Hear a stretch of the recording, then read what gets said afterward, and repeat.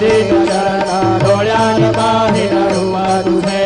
प्रेमे अलिंगिनानंद पूजिन भावे उवाहिन म्हणे नाम त्वमेव माता पिता त्वमेव त्वमेव बन्धुश्च सखा त्वमेव त्वमेव विद्या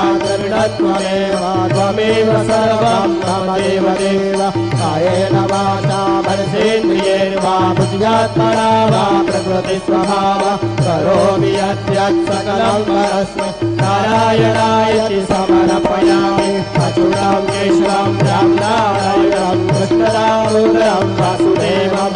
श्रीधरं माधवं गोपिकावल्लभं जानकीनायकं रामचन्द्रं भजे हरे राम राम राम हरे हरे हरे कृष्ण कृष्ण कृष्ण हरे हरे।